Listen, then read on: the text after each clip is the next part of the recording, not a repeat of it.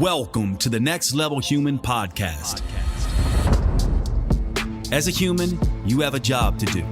In fact, you have 4 jobs: to earn and manage money, to attain and maintain health and fitness, to build and sustain personal relationships, to find meaning and make a difference.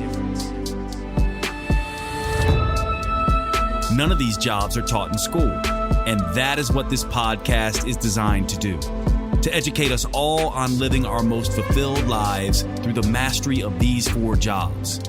I'm your host, Dr. Jade, Teta, and I believe we are here living this life for 3 reasons, and 3 reasons only: to learn, to teach, and to love.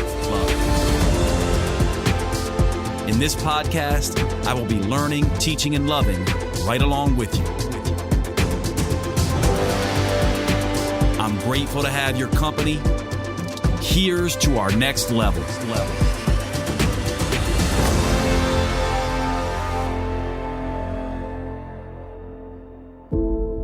Welcome to the show, everybody. I have actually 2 of, we have some history now, me and Erin and Laura. So I'm here with Erin Power and Laura Rupsis. These are 2 friends of mine who I've gotten close to over the years in this space. And one of the reasons I wanted to have them on the show is that they deal in the life coaching, health coaching industry. And we would call it health coaching.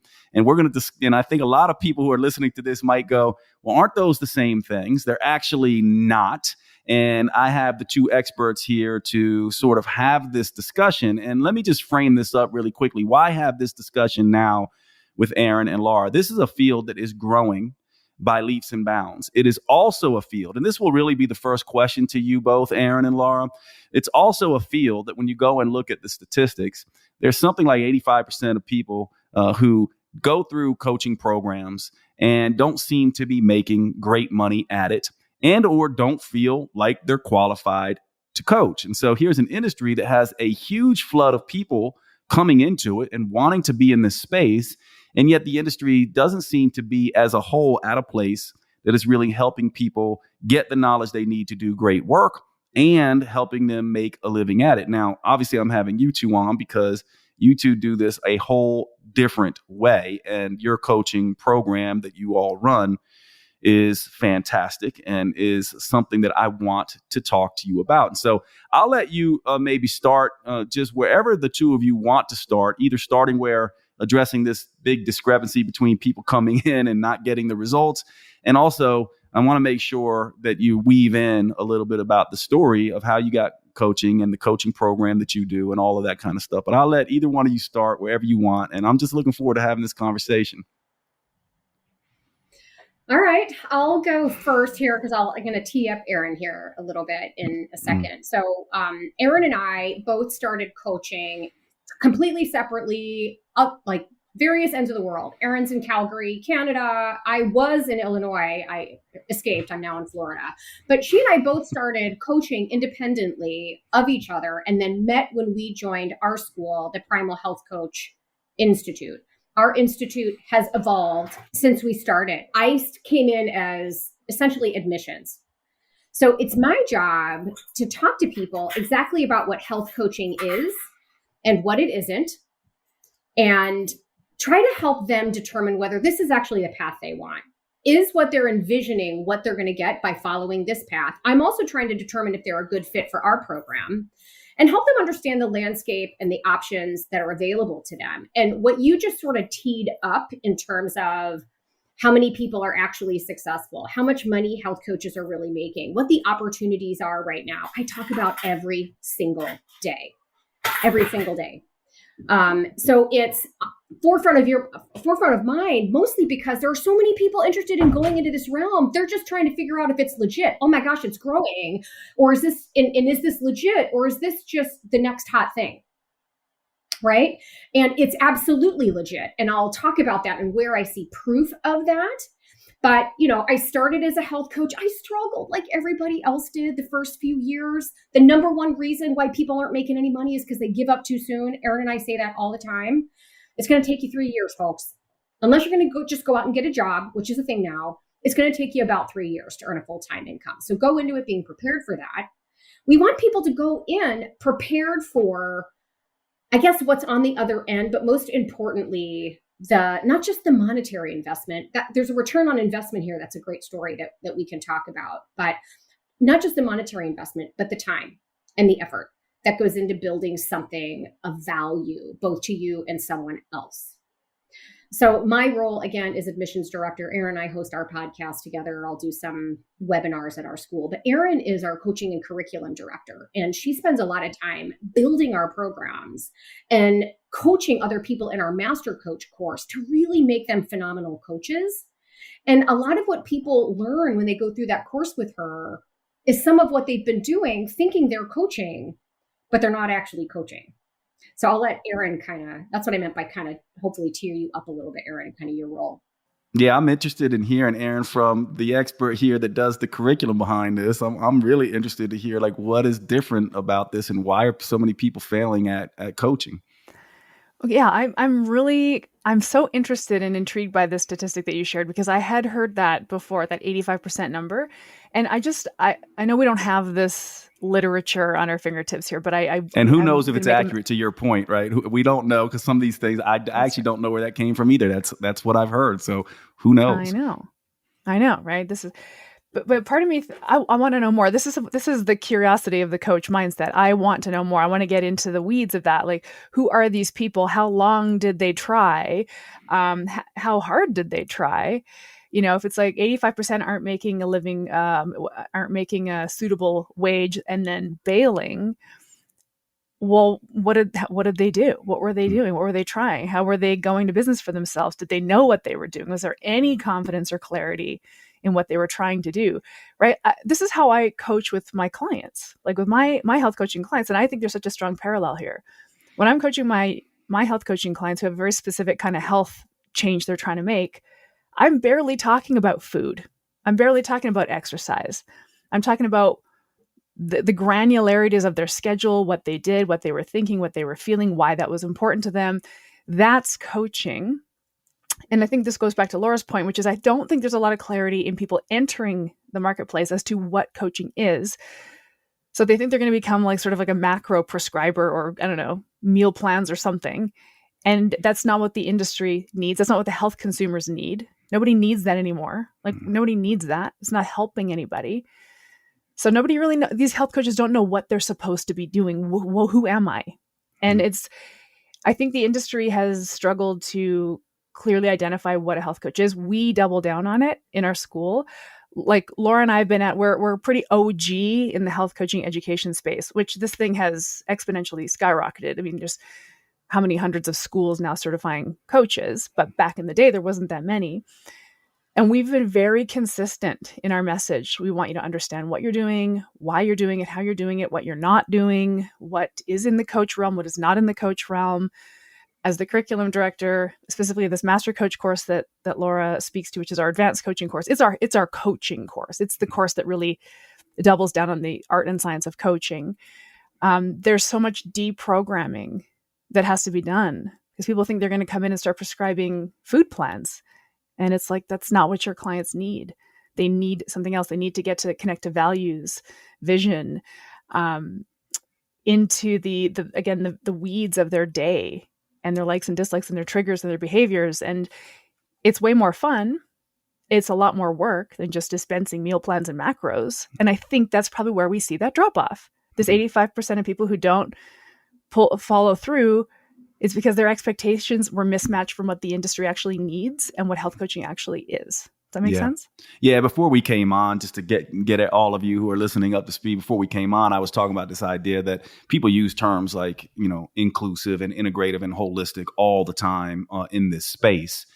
And they're decidedly not from my point of view. And part of that is because those terms really are about the individual. You have to meet the individual sort of where they are.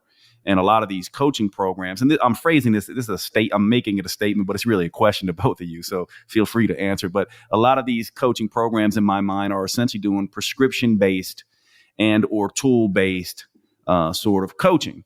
And from my perspective, this is a process-based thing that has to meet the individual where they are. And Erin was alluding to this idea that you're not really doing coaching, in my mind, until you really understand the person, what is the stories that they are living from, the values that they are living from, the environment that surrounds them, the objections that they have, and then designing something that is uniquely suited for them, but then also guided by them. And this is the other aspect of coaching, right? You can design something all you want, but it's just a starting place when I think of something where the process is then driven by the individual. And this is a question again, you got either one, you can take it, but I don't see that happening in the coaching industry. It's not process driven, it's prescription driven, it's not individual driven, it's coach driven. And I think that's a big problem. And so there's my question phrased as a statement. What do you all think of that? Right, Erin? Erin's how much do we pound the table that coaching is a client driven process? It is a bottoms up process, not a top down process. There's nothing wrong with a group program. I run them, Erin's run them, lots of people do them. We can add some coaching like content and feel to a group coaching program, but it's still kind of top down and it's still kind of product driven, coach driven. Here's what's coach has designed for you versus what really works, which is this individual, again, holistic bottoms up approach. I'm sorry, my clients kind of know what to eat. They know what to eat, right? They don't really need me to tell them. What they need help with is understanding how they navigate the complex social situation when they go out to dinner and they're trying to enjoy themselves around friends that are snarfing down jalapeno poppers and pizza, right? They need to understand how to organize their day so that they can move more because they don't, quote unquote, like exercise. It's about being able to drill down to the actual individuals and what their true barriers are. And then we can pepper in information and use tools to help make that process easier. But the tool is not coaching. The coaching is what you do around the tools to help create a more sort of holistic, integrative pattern. Because first of all, health is more than just food. Health is more than just exercise and activity. It's everything. And it's also interwoven. And you got to kind of figure out from each individual, where are they going to get the biggest win first to keep them motivated and keep them moving forward? But at the same time, marry that with what they're capable of doing at any one time. So it's far more complicated. And I think the reason so many health coaches fail because they realize kind of how hard that is. The impression is that it's hard to scale. And maybe that's something that we can kind of talk about, because if you're doing things one-on-one, you kind of have to charge a pretty penny in order to really make it a full-time income. But there are ways around that through a bunch of other things we can talk about later. But, it's starting any business is not easy. The good news is there's jobs out there now too that that really didn't exist before. And if you just decide, look, entrepreneurial path is not for me yet, because I don't know enough, I don't have the confidence. I think once you get out and you really start working for someone else and you realize how much money you're leaving on the table by working for someone else, then you have the confidence to go out and kind of start your own business.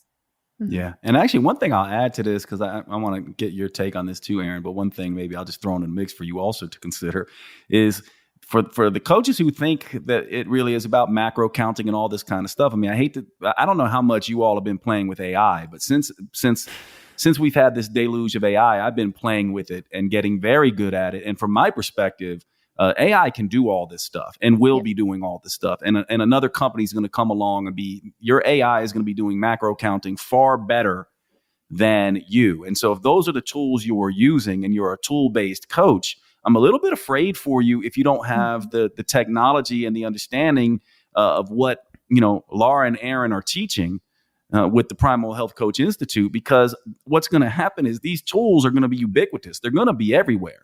And people are going to be looking for something more in depth. And the people who are just tool-based coaches are going to be left out in the cold from my perspective. So that's just one thing to add to you, Erin, as maybe you want to throw something onto that and just key off those points. Yeah, I mean, the AI thing is so interesting because it's such a clear example of the information implementation gap, because information is going to be even more accessible. But what the anybody who's out there trying to like get us to all sort of calm down, because people who are worried about AI, the people who are trying to get us to calm down about AI are saying, yeah, but it doesn't. The AI robots can give you the information, but only you can implement whatever you learn, whatever the chat GPT spits out at you. One thing that I think is interesting, Laura kind of touched on this idea that, health is more than food and exercise. And this idea of health, first of all, nobody's shopping for that. No one's shopping for health, but health coaching, in my opinion, and I think we probably would agree on some level, but I'm curious, the health coaching business, the business of health coaching, the vocation of health coaching is more than just health as well. It's more than just coaching. It's more than, it's got a lot of inter sort of woven parts. And one of them is, what is this practice I'm going to build? So I'm going to become a health coach and I'm going to build a specific kind of proprietary practice in some area of specialty that I'm really interested in, that I speak that language very exclusively, which attracts the right people to come into my fold. Now I have clients, specific types of clients. So I think we do need a program or a point of view. So we can't go to market and create a successful health coaching business or industry if we're all just out there doing health coaching. Like, health coaching is not something people are looking for. Even if we try to get into what we think is more granular, like gut health, no, that's still not what people are looking for. We're trying to solve a specific problem for a specific kind of person. So when I teach coaches how to coach, we also end up talking about what their business is going to look like, what their practice is going to look like, what kind of people they're going to work with, and what problems they're going to become the expert in solving. I do think we have to do that. So this is the tools, right? I think that, and I think you touched on this, Dr. Jade, it's like, I would encourage a coach to create some kind of curriculum or point of view or proprietary process. This lives as a curriculum, let's call it. But the entirety of the coaching relationship is client-led, period. You are not the teacher standing at the pulpit, lecturing the crew. You're not the boss delegating tasks. You are a partner beside your client, but you are working them through some kind of process. I think that is important. I do think that health coaches have to dial into a point of view. It's time for one of our sponsors, and this sponsor is a very exciting one and a new one. Timeline Nutrition and their supplement MitoPure. Now, if I was going to ask you what is the most important aspect of metabolism, the mitochondria would have to be tops on your list. The mitochondria are the little energy producing factories inside every single one of your cells. They take the end products of the food we eat, they break them down into cellular ATP and provide energy for the entire metabolism. And these mitochondria, if they are healthy and acting appropriately, can keep us looking good, feeling good, living longer, and functioning better. However, when they are not at optimal function, when they are burning energy in a dirty fashion, when they are damaged, they actually speed cellular aging. They speed up the aging process. We end up suffering from things like fatigue. We end up having all manner of dysfunctions, including weight loss resistance and other issues around weight loss. The mitochondria are the most important elements for the metabolism to function optimally, lose weight, age appropriately, etc. In this compound, MitoPure, that Timeline Nutrition has developed, there is a product called urolithin A. Now, urolithin A is an interesting compound because it is a postbiotic. Now, what does that mean? A postbiotic is a compound that is made from the bacteria in the gut. And so when you eat things like pomegranates, strawberries, walnuts, things with polyphenols like this, they go into the digestive tract, your gut bacteria start working on them, and they can create compounds. Urolithin A is one compound that is in the MitoPure product. It comes from, naturally occurs in nature from this bacteria in our gut that break down the polyphenols from primarily foods like pomegranates, strawberries, etc. And it can increase mitophagy in mitochondria. So you might say, well, Jade, what is mitophagy? Mitophagy is the ability for mitochondria to repair and regenerate and recycle their proteins and to stay healthy and functional and de-age. When we can stimulate mitophagy, we can keep our mitochondria functioning efficiently. We can decrease aging. We can increase energy. We can improve our ability to lose weight, function optimally, and stave off diseases of aging. This is what Timeline Nutrition has done with their MitoPure product and the urolithin A that is in it. This is a very exciting area of research.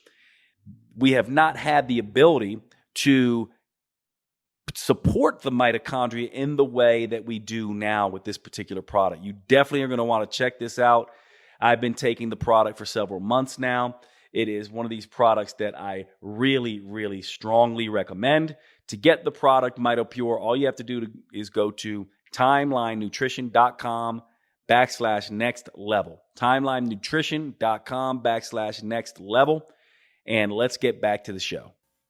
Yeah, 100%. I would agree. And I oftentimes I don't know if this is a good analogy, but I'll just sort of throw it out because, when I think of the word coaching, right, I think of someone like, I don't know, let's take, a very popular athlete, the cliche one. Let's take Michael Jordan, right, and playing basketball and has a particular style in which he plays and particular attributes. Speed, maybe, burst off the line, flexibility, etc.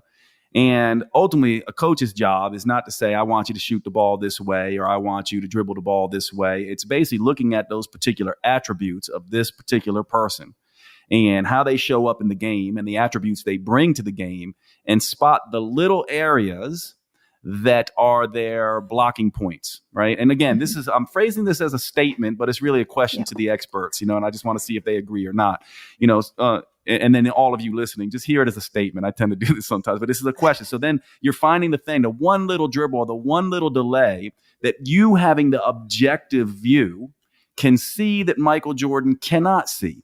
And then you essentially just pepper in right there. That's a potential repeated pattern, stuck emotion, recurrent obstacle that you seem to have a delay or a glitch or a problem working around. And the coach's subjective view spots these things in the athlete, or in this case, their particular client, and begins to help them figure a way around that obstacle. Doesn't give them the way around that obstacle because the coach doesn't actually know. But helps them become aware of that obstacle. And then the coach and them together begin to work a plan to get around that obstacle. And there's learning that happens in there. And the coach is also picking up those lessons and making sure that the client will get them. And then the process continues. And so this is a way that I oftentimes think about coaching. I don't see it done this way. I'm wanting to know, is this how you all see it as well? And what am I missing in this particular process and in this analogy?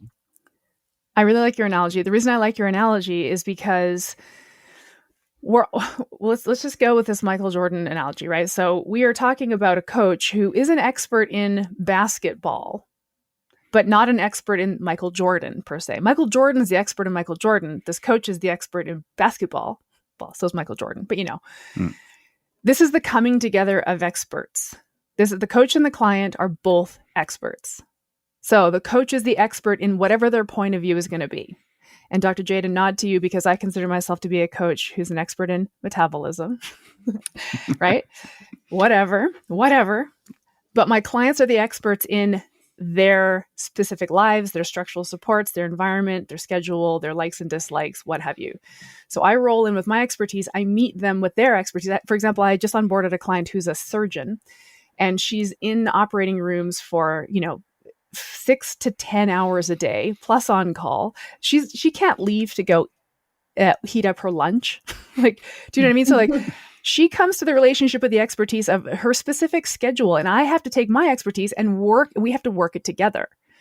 And one thing that you brought up, Dr. Jade, is this idea of obstacles, barriers. To me, that's our biggest opportunity as coaches, because the client comes to the session and, some things are working, but ultimately some things aren't. And what's not working is, I think, what we zero in on.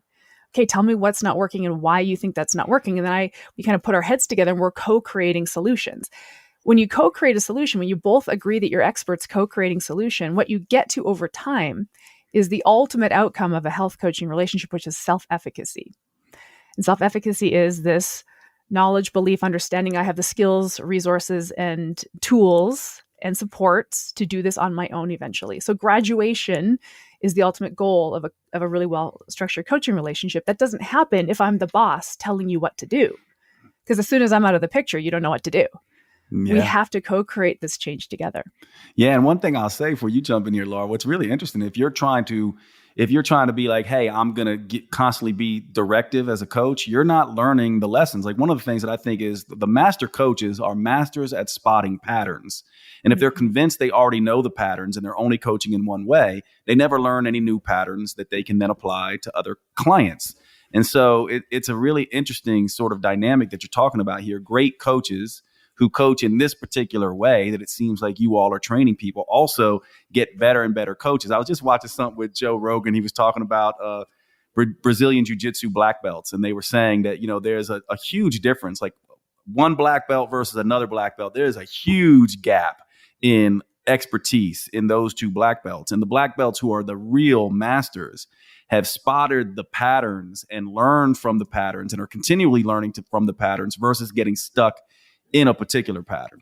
So yeah, I don't know if that's but I would love to hear your thoughts on that, Laura.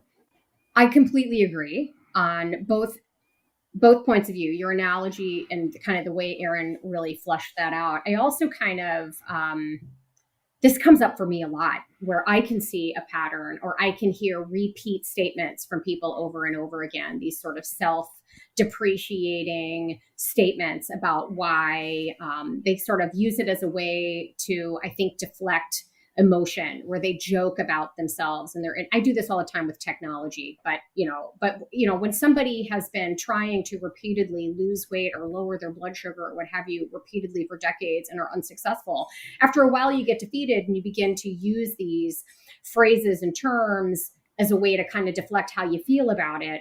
But they're still repeating the same patterns and helping them sort of see that. I kind of, one way I explained this to somebody who had, by the way, been dieting her entire life. She's been, I don't know how many different gyms, and she was wondering kind of what makes me different, what makes coaching different. And I don't really get it. I've had coaches before. I don't understand what, and what I try to explain is look, at the end of the day, you're the one who's sort of driving the bus. You're driving the car. If I do all the driving, you will never learn how to drive. You'll never even learn how to get anywhere because you're not paying attention to all the little twists and turns and the things you need to reach out to reach your destination because you've never had to pay attention before because somebody else was always doing it for you. And by the way, there's more than one route, most cases, to get to a destination. One might be more direct and faster, but there's more traffic.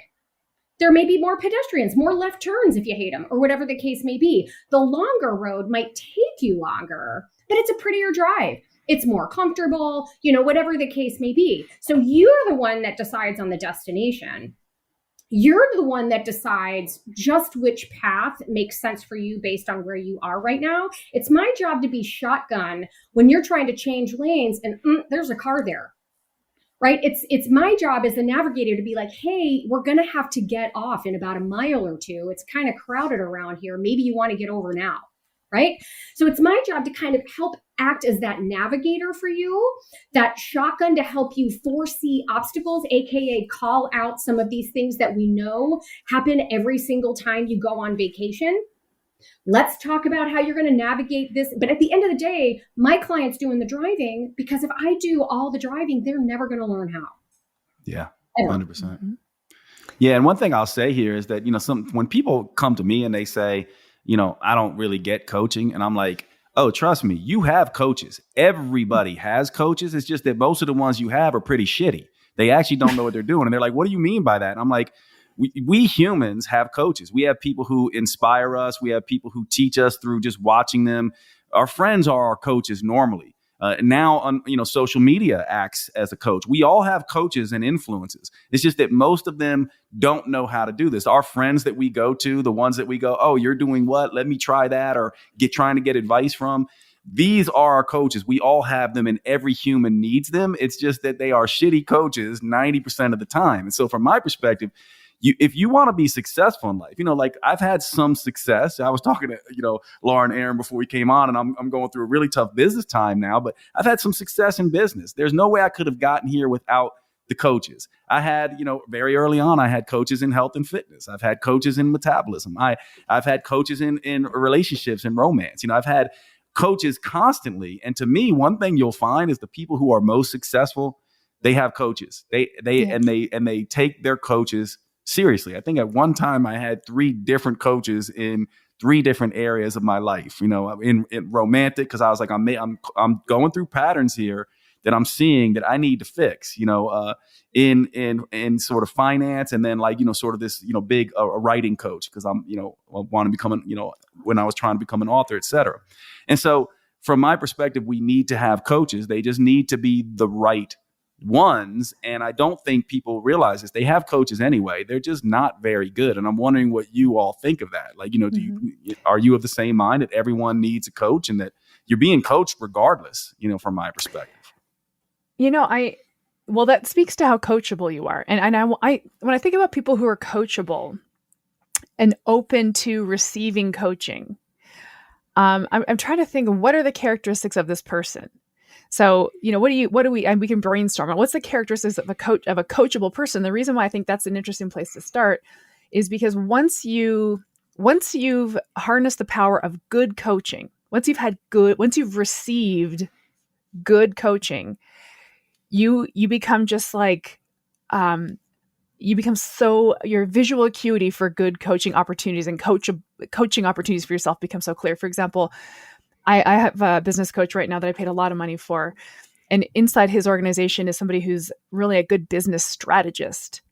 And she doesn't take on individual clients, but I think she should be my coach. So I asked her if she'd coach me on that business strategy piece that I'm not quite getting.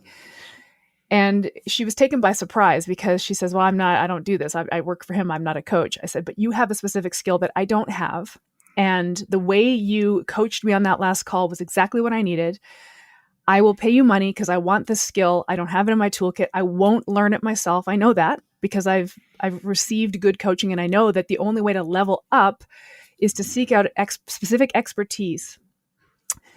And I think that's the piece of a being coachable person. Now, I don't necessarily know that all health consumers are coachable. And this is we're not getting into the weeds of this, but that's because the diet, fitness, exercise, and wellness industry has basically lobotomized them from feeling any degree of self-confidence or self-awareness. But, kind of to your point, is there bad coaching? Is there good coaching? Yeah, I think most of what people think coaching is in the health and wellness industry, because we're talking about health coaching here, right? Health coaching, which is different than life coaching, kind of the realm that you're getting into, Dr. Jade, which maybe we can talk about the differences there. But in the realm of health coaching, what we're up against is that health consumers have never been encouraged to be an equal partner in the relationship. They've been really, really kind of ground down, kind of beat down by the whole industry, unfortunately. That's my point of view. Yeah, and actually, I can give us the evidence base on this because it's something I know. Openness, the personality traits are not very well researched, but the big 6 used to be the big 5. Now it's the big 6. Very much are. And in other words, so there are big 6 personality traits that have a whole evidence base, and the one that makes people most coachable is openness. And interestingly enough, I score the highest on openness. That's where, that's why perhaps to Erin's point, I hadn't thought about myself that way, that I am coachable and look for coaches sort of in the same way. Mm-hmm. Yeah. How about you, Laura? How do you see it? No, I mean, I agree that there are good coaches and bad coaches, just like there's good trainers and bad trainers and good doctors and bad doctors. And there's people that are on opposite ends of the spectrum in any profession. So there is that risk there. And we see many people afraid to hire a business coach for that reason. Am I going to spend all this money and still not get anywhere? But, look, I mean, from someone in the health realm that's been to, just my own health experience, literally dozens of doctors, none of whom solved my problem until I found the one that did. That happens. And then you stick with that person and you begin to recognize the qualities in that kind of person to kind of help you identify whether somebody is going to be a good fit for you, or a good coach for you in that respect. But look, I think when it comes to the end health consumer, they've been programmed. We have all been programmed to abdicate our health to experts. That somehow health is this super complicated things that only health experts can help us achieve, when in reality, it is actually very simple, but our current environment doesn't necessarily make it easy. You know, if I'm really kind of able to break things down to simple concepts, like just eat real whole food, ideally what's local to you and in season. It's a very simple concept, but it's not easy to do when there's a 7-Eleven on every corner. And big gulps and just the food that's quote unquote tasty has literally been not grown, but manufactured to be the most craveable is a positive thing somehow. That a food that actually has you craving eating more of it is somehow a positive thing in a food, right? And then we wonder why we can't lose weight, or did we put ourselves down because I want the Oreos? Why are the Oreos even in the house, right? And again, that's not a moral failing. I never really thought about it that way. The Oreos are in the house because my kids like Oreos. I just can't say no for some reason. And then they beat themselves up that they can't say no. And now we have to unwind things and go back to, again, why are the Oreos in the house? Yeah. I think kids don't need them either. Yeah, I actually interesting. I think, talking about what makes a good coach, as you were saying, that made me think, the best coaches spot the pattern within the pattern. In other words, they go, well, there's a pattern. Oreos is a pattern. This craving, these foods in the house is a pattern. What's the pattern behind that? Right. And there are some big ones. This is where, some of the psychology stuff comes in, but pleasure is a really big one. When you don't have purpose and a why, and, you will distract yourself with pleasure. You will seek popularity. We can talk about it as dopamine hits. We have all kinds of ways we're trying to get our safety, security, acceptance, belonging, freedom, autonomy needs met. And food and entertainment, which also go hand in hand, are big ones. But I think a good coach basically goes, it's really interesting, right? I think a good coach goes, yeah, I see all that stuff, and I can certainly get into the weeds and talk about what the industry is doing and this and that. But there's a story and a pattern behind that pattern that makes you susceptible to that. This is the Michael Jordan dribbling, sort of going one way, and you go, oh, there it is. What is that? And then you're going to go backwards and spot that story, which to me, there's always an unconscious story. And by the way, I think that might be perhaps the difference between life coaching and health coaching. And what Erin was referring to is, I guess I'll just let this out of the bag now. One of the things we were talking about before the three of us came online is I'm probably going to be moving pretty strongly into the direction of my own next level human coaching certification, which, really is going to probably be somewhere between health coaching and life coaching. But when I think about this, I oftentimes think about not necessarily what, the health behaviors are, but what are the patterns and ways of thinking behind the scene that are driving those behaviors. And then I'm looking for the way you're dribbling those stories around how you relate to people, trauma, adverse child events, like all of these things. And obviously I have you two on because I think you're the best at health coaching. And I obviously think people should go and get certified through you all. But we do have to unpack what makes you all different. And I'm wondering if that's, I'm sure you spend a lot of time training people to spot those patterns within the patterns. What's going on, everybody? Jumping into the show really quick. It's time to cover a sponsor. And this is a new sponsor that I'm pretty excited about. Let me give you a little background on this.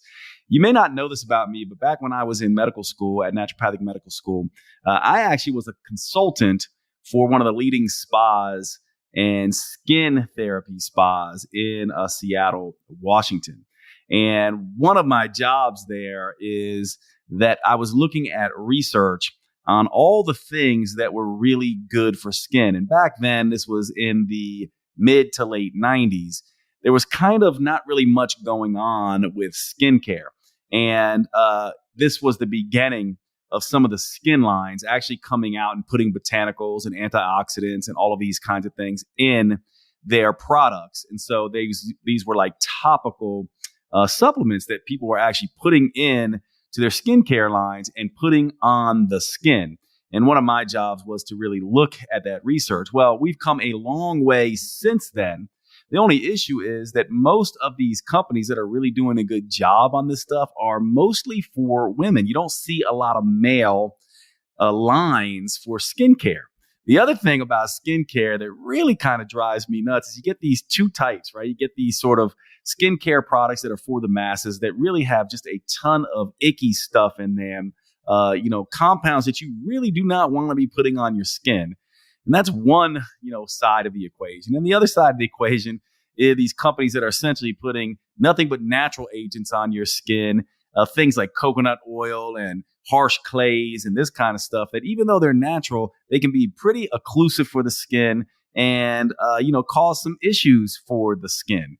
And so this is why I'm excited about this particular sponsor. This sponsor is called Caldera Labs. They specialize in male skincare. And in my opinion, they get this right. They take the best of the natural compounds with the best of current science, and none of the toxic stuff goes in their particular products. And they are combining these products for men in particular. The other thing I love about Caldera Labs is they are actually doing their own testing. And so one of the studies that they have done that has been released is they took 50 some men, all between the ages of 35 and 65, and basically had them go through their major product line daily using their cleanser, their base layer moisturizer, and then their serum at night. And after 8 weeks, they looked at subjectively what the men thought of their skin. But they also used analyzing technology to analyze acne, wrinkles, color discoloration on the skin, etc. And what they found was an 89% improvement in radiance and luminosity in male skin, 87% improvement in fine lines and wrinkles, and more even skin tone in 85%. Now, in terms of the men actually liking what they saw, 96% reported that they felt their skin looked healthy, 91% said their skin was less dry, and 91% said they had smoother skin. Now, one of the things about this is not only is Caldera Labs using the best of natural agents and modern science, they are actually testing their stuff. So from my perspective, this is what we want. I have started using these products. I'm about 2 or 3 weeks in right now. I'm really liking what I am seeing. And this is why I have partnered with Caldera Labs for you men to have a good line of skincare. I laugh about this. A lot of my girlfriends and friends laugh about this, but I love facials. I love skincare. I love anything that has to do with, reducing the appearance of aging. I don't know, call me a little vain, but I think Caldera Labs is getting this right. And they have a special code for you for listeners of my podcast. You can go to calderalab.com, get 20% off their best products. Use the code Jade, or you can go to calderalab.com/Jade. And if you're asking me, hey, Jade, what should I get? Well, what I'm using right now is I'm using their base cleanser. That's the clean slate, the base moisturizer. And I use those in the morning. And then at night, I use the clean slate again. And then I use the serum, the good. I have pretty oily skin, so I use a couple drops of that. And one of the things I really like is they have this product called the Icon, which, let's face it, as we age, puffy eyes, bags under the eyes, those kinds of things. And so I'm really keen on this Icon. I've been using this in the morning and the night under my eyes for fine line, dark circles, and puffiness under the eyes. Go over to calderalab.com/Jade. Check out what they have to offer. Use the code Jade on checkout for 20% off. And definitely let me know what you think. And thank you so much to Caldera Lab for getting into the male skin care space. We've been needing you, and I'm happy you're here. Let's get back to the show. I think I was thinking about this as we were talking earlier, like going kind of back to the beginning where we were sharing this 85% statistic. And we kind of got into this conversation around the legitimacy of health coaching and the legitimacy of the coaching industry. And I think that's just kind of the angle I want to tackle this from in terms of what we're teaching people or how we're teaching people to become truly coaches, like truly.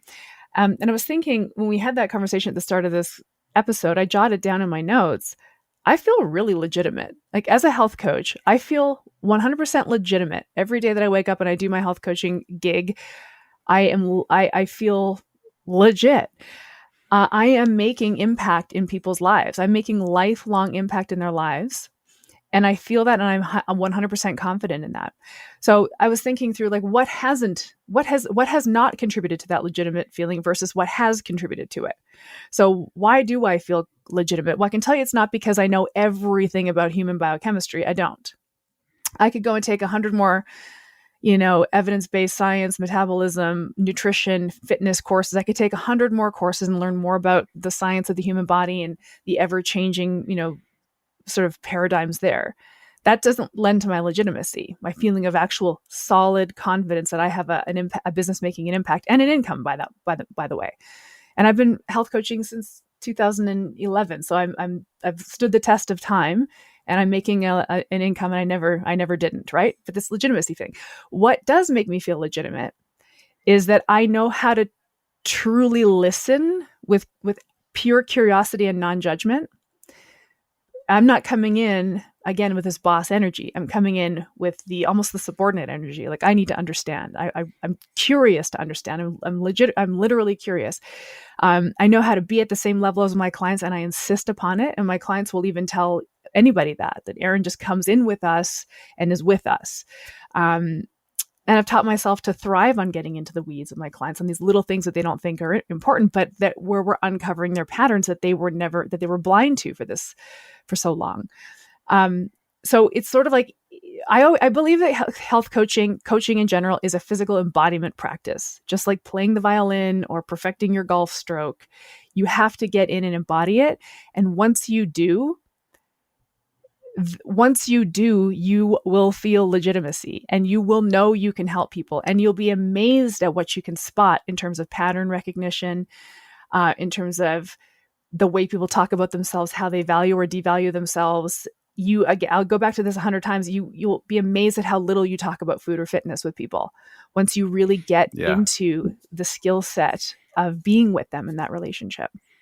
Yeah, I love that. One of the things I've just, how well is all this working for people anyway? All this obsession over food and exercise. How well is it working? It's not. So it's really beautiful. This is the thing that makes you two different. That's the holism. That's the individualism, because there's a pattern behind the pattern. There's a pattern behind the obsession over exercise. There's a pattern behind the need to control your diet. These are the things that, the Primal Health Coach Institute is helping teach people to spot. So it sounds like your coaches become experts in pattern recognition and experts in helping people become aware of that, and then experts in helping them make their own choices as to what things are going to clear the path to get better. Exactly. 100%. I mean, Erin, so Master Coach is that deep dive, that like advanced coaching curriculum that really should be married with the primary course. Our primary course doesn't have this required live component. We offer it multiple times a month. There's live webinars multiple times a month. Just not every, but if we required everybody show up live for a class, the number of people that could get a certification is reduced. But I do fundamentally believe that to really build confidence and be that kind of coach we're talking about, you're going to need both. So like the Master Coach course and how Erin delivers it is such a big difference from other national board certified health and wellness programs. There's an entity out there, the National Board for Health and Wellness Coaching, that has become sort of a national credential that people that are serious about looking for a health coaching program will use that as a litmus test. Hey, is this school approved at the national board? We are one of those schools. And really what you need is both programs. And I do believe that is what drives this sense of expertise, because I do think people going to market as a health coach do need to have some level of confidence in their health knowledge.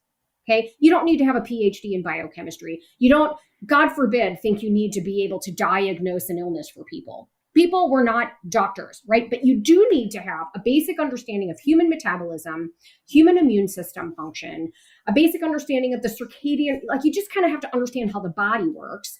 And we teach this through this, what we call an ancestral health model. I've heard you refer to this a lot.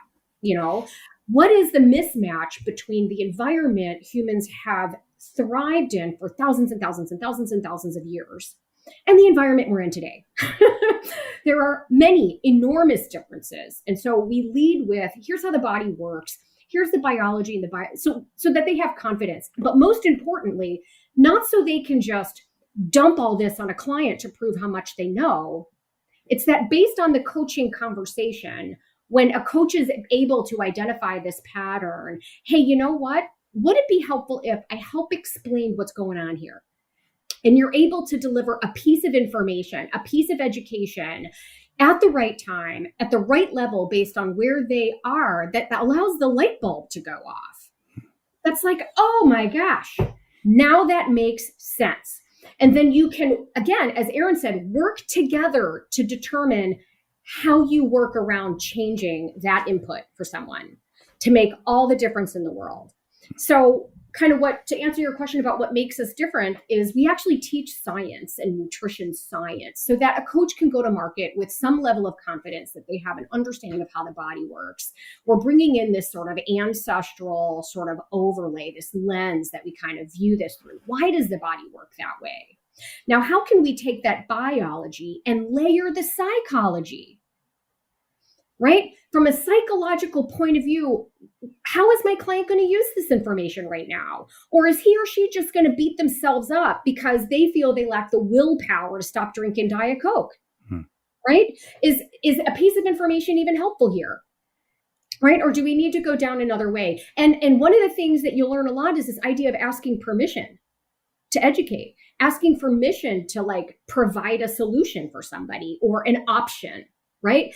Because it keeps the client in the driver's seat. You learn this. And the other thing that we teach that really differentiates us, that's missing in so many, Erin and I know this because we started back in the day, very few programs that are like, all right, now how do I provide a solution that someone will pay for? Because now I have a business. If you can't provide a solution, no one's going to pay you for it. Right? And if the solution you think you have, no one's willing to pay for it, now you just have a hobby. You don't have a business. Yeah. So we have that layered in here. So how can you bring your passion, your knowledge, your training, your past experience so that you can provide something of value that you feel legitimate about? Something Erin just mentioned, right? You don't have to be all things to all people. That's the fastest way to get you absolutely nowhere fast. Go to market with something you feel legitimate about, that you know what it's like to kind of sit in that experience. And you, because of your past experience, might be able to unfold some better questions and see the patterns, right? You don't have to be an expert in everything to get started.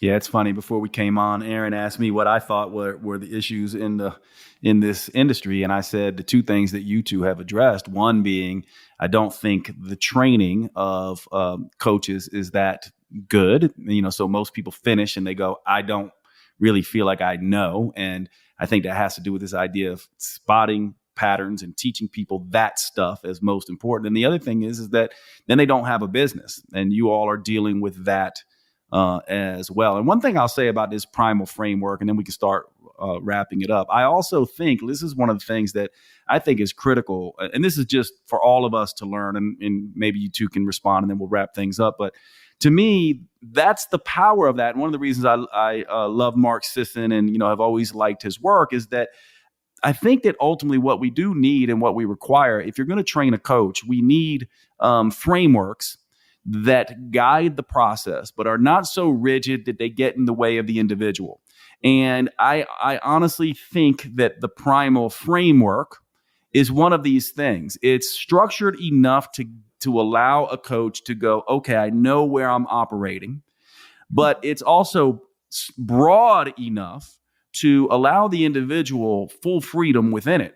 And what I would say to everyone listening, and what I would, kind of say to Erin and Laura as well, is that I think that ultimately, if you're looking for a coaching situation, and as I build out and start thinking about next level human coaching, that's the way I think about it. I go, what is the framework by which I can train people that also has broad, near infinite flexibility to deal with the individuals? And that seems like what what you have done with Primal Health Coach Institute. Yeah. I mean, it's a great point. I mean, the baseline, biochemical genetic human experience is what it is. It's sort of, you can't really argue with it in a lot of ways. Of course, we have the biochemical uniqueness and people's unique lives, but teaching an ancestral health and nutrition strategies is a really, really solid foundation. And it's still client-led. So an example that I'll offer is, one of the tenets of primal and paleo is this grain eliminating a whole food group, no grains, right? So, you get your zealous primal health coach in there who's going to eliminate grains, pow, pow, pow, just shooting the grain elimination pistols as far, as much as they can. But what I've learned over the years is that I don't get to decide if my clients are eliminating grains, they do. And most of my clients don't start there. That's not where we're starting. It's kind of going back to Laura's Oreo metaphor. It's like, okay, you're binging on Oreos. Let's talk about that. Like, before we get to grain elimination or gut healing or microbiome or whatever we're going to do, it's like, let's talk about this, the thing that's going to move some dials for you, get you some quick wins, feeling better, feeling like you have some control, and so self-determination. Another aspect of the coaching knowledge that we train coaches on. It's not about prescribing or being dogmatic. I try my best to dial back the dogma of our primal health coaches as much as I can. I really double down on it. I mean, there's entire exercises in our master coach course that is like, you need to confront your biases, because that's not how we lead a coaching conversation. That's not how we facilitate change in people. It's so hard for folks to do, but we insist on it. And I think because we've been in the industry for so long, Laura, as the admissions director, encounters people on the phone who have done 3, 4, 6, a dozen other certifications and didn't get what they needed. And they're kind of cert hopping at this point, trying to find the one thing that's going to get them this feeling of legitimacy, the confidence and clarity. And we have always said, learning how to coach will get you there.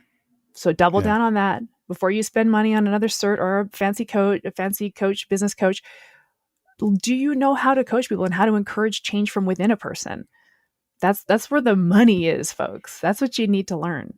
Yeah, and one thing I'll share with everyone right now too, with the next level human coaching, if I do that, which it looks like I will. It looks like, from my perspective, I'm actually going to move into a position where I'm going to force people to have a certification from someone like your organization. In other words, I don't want to be the person who, to me, I think you need, a bachelor's level, a master's level, and so to me, I'm probably going to come in up above, which would be a nice sort of synergy actually between our organizations, in terms of me sending people to you who are brand new in the industry. And then, perhaps, if you guys don't have that, someone sending people to me to get, sort of a broader education. But I do think it's really interesting, because I think this is a process. If you're going to be a coach, you have to be a lifelong coach. And what else you have for us, Laura, to wrap us up? I'm curious what your final thoughts are. The people that I speak to every day. So part of my job as admissions director is to educate people on what health coaching is, and educate people on what the Primal Health Coach Institute is. But I can tell in any conversation who I think is going to be a great coach. I would never, ever tell someone not to pursue it. But there are some people that I think just need some additional work to kind of be ready, because otherwise you're stuck in that pattern like Erin was talking about, where you just keep collecting certs. You have plenty of knowledge.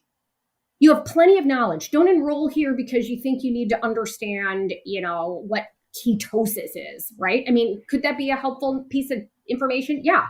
You want to come here because you want to know how to have a better conversation. And you want to go into coaching because you want to help people change. That language, unfortunately, from a branding or business point of view, doesn't always land. What you need to be able to do is speak the language of what that change is going to help them accomplish. We can help you do that. So this is a growing field. One of the things I wanted to talk about real quick before we left was just, not only is it a growing field, again, with more and more people that aren't doing anything, but more and more people that are doing a lot now. It's growing dramatically. Entrepreneurship is not the only path. You'll be paid the most, If you stick with it and you get this right, the income potential is much higher down that entrepreneurial path. However, I see people going out and landing jobs every day, full-time jobs all the time. And people ask me, what is the average health coach make? It's not really a thing. Like, average is not really a good way to view this, but if I had to put a number on it, somewhere between around 60 grand, I think, is what a full-time health coach is making, particularly if you're working for someone else. 50 to 65, but 60-ish. And so the cost of the credential, like if you buy our board certification path, both programs, it's less than $5,000. Yeah. Less than $5,000. And you can land a full-time job as a National Board Certified Health and Wellness Coach making 50 or 60 grand. Guess how much a degree in dietetics costs? 80 to 100 grand? And guess what the average dietitian coming out of school earning a full-time is about 60 grand. Yeah. So the return on investment on this is enormous. And it's a better deal just in terms of that goes. But from an entrepreneurial point of view, boy, does it really skyrocket. Right? But what do you want to do? If you want to write macros and give meal plans and put someone on a diet, then go be a nutritionist or a dietitian. That's kind of what you want to do. But if you want to actually teach people how to drive, how to reach their destination. And by the way, when their destination changes because life happened, they know how to get back behind the wheel and get where they want to go. What a phenomenal gift is that? But you're only going to get that if you learn how to coach. And these days you can learn how to coach at a much lower price and make the same or more money than some of the traditional degrees that we're seeing in this space. Yeah, Laura, I'm so glad you brought that up, because that's one thing that I'm so glad we didn't miss that, because this is an industry, when it's done right, you can get this kind of an education for $5,000. That's unheard of, basically. Yep. It is absolutely unheard of. And yeah, I know, I'll share something with you, and I know you two know this, and I share this with the listeners, but guess what I do, right? So like, what I do, yes, I'm a naturopathic doctor. Yes, I'm working on my PhD in psychology. Yes, I'm and people might go, oh my God, like you have all this knowledge. I'm like, all I am is a coach. In other words, I didn't need all that education, actually. Most of my education was not required, because I was in the clinic for a very long time, but there's a reason that I moved out of the clinic and do mostly coaching, and then built with Metabolic, built a whole, coaching program, and all the stuff that I have done. It's mostly coaching. Partly because the upside of coaching is absolutely fantastic. And I'll just come back to the AI thing, because I think it's important. What is required, and the people who are going to make it, are the people who know how to listen, the people who know how to spot patterns, and the people who know how to meet the individual and allow that individual to have, their own path forward. And that's what you all are coaching people on and teaching people. And that is obviously why I have you on. And so I'm so grateful for your work. I mean, I love that the three of us become close friends over the years. Erin, I just adore you and what you do. Laura, I love what you do. Thank you so much to Mark as well. Mark Sisson for, the Primal Health Coach Institute. Why don't you tell everyone, as we wrap up, where can they get more information on getting certified through you all? And just so you know, you need to be following both of my friends here, because they give a wealth of knowledge on their social media. So tell everyone where to kind of get involved with Primal Health Coach Institute, and also where to find you two. Yeah. The best place to find us, I think, is on our website. There's a ton of information on there, including a lot of just free education. It's just primalhealthcoach.com. I really think that's the best place. But we have an active Instagram page, Primal Health Coach. We're on Facebook.